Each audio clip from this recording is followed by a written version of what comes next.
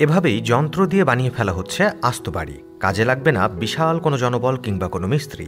এই যন্ত্র layer by layer concrete বা অন্য কোনো ম্যাটেরিয়াল প্রিন্ট করে, এরপর ইনস্টল করা হয় দরজা, জানালা এবং অন্যান্য অভ্যন্তরীণ ডেকোরেশন। বাড়ি নির্মাণের অভিনব পদ্ধতিতে নির্মাণ খরচের পাশাপাশি সময় লাগে কম। এর চেয়েও বিস্ময়কর তথ্য, বাড়ি নির্মাণ শিল্পে এই যন্ত্রটি হতে যাচ্ছে ভবিষ্যৎ। কিন্তু একটি যন্ত্র একাই কিভাবে তৈরি করে ফেলছে আস্ত বাড়ি? বাড়ি নির্মাণের কাজে তাক লাগানো এই পদ্ধতিকে বলা হয় 3D প্রিন্টিং। প্রচলিত নির্মাণ পদ্ধতিকে পাশ কাটিয়ে পৃথিবীর বহু দেশেই এই পদ্ধতিতে বাড়ি নির্মাণ হচ্ছে। এমনকি দিন যত যাচ্ছে বাড়ি বানানোর ক্ষেত্রে বাড়ছে 3D প্রিন্টারের ব্যবহার।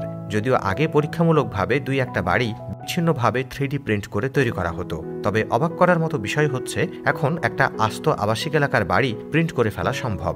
3D প্রিন্টার দিয়ে বাড়ি তৈরি করার অবাক করা বৈশিষ্ট্য হল 3D প্রিন্টার দিয়ে বাড়ি নির্মাণ হয় অত্যন্ত দ্রুত। একটি সাধারণ বাড়ি মাত্র কয়েকদিনেই বানানো সম্ভব। কিছু ক্ষেত্রে মাত্র কয়েক ঘন্টার মধ্যেই ছোট ছোট বাড়ি তৈরি করা সম্ভব হয়। সম্পূর্ণ স্বয়ংক্রিয় এই 3D প্রিন্টার অত্যন্ত নির্ভুলভাবে কাজ করে। ডিজাইন অনুযায়ী প্রতিটি অংশ ঠিকঠাকভাবে তৈরি করা হয়, ফলে ভুল হবার সম্ভাবনা থাকে কম। ঠিকঠাক নির্দেশনা নিয়ে স্তরের পর স্তর কংক্রিট স্বয়ংক্রিয়ভাবে বসিয়ে যায় যন্ত্রটি। কংক্রিটের সঠিক মিশ্রণ তৈরিতে নির্দেশনা আসে কম্পিউটারের মাধ্যমে। এরপর পাইপিং ব্যাগ দিয়ে কেক সাজানোর মতো করে টিউব দিয়ে চলে কংক্রিট বসানোর কাজ।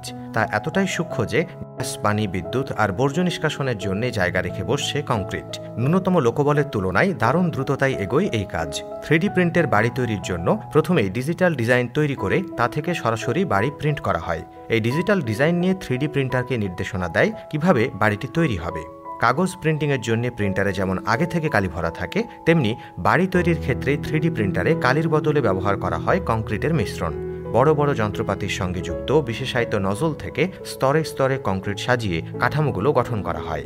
কম্পিউটারে আগে থেকেই বাড়ির নকশার গাণিতিক হিসাব নিকাশ দেওয়া হয়। সেই হিসাব মতোই প্রিন্টারের নলের ভাগ থেকে কংক্রিটের মিশ্রণ বের হয়। এভাবেই শহরের বিভিন্ন স্থানে বাড়ির অবকাঠামো উঠে পড়ে। এই 3D প্রিন্টার মূলত একটি রোবোটিক আর্ম বা কান্ট্রি সিস্টেম ব্যবহার করে, যা নির্দিষ্ট এলাকায় মুভ করে।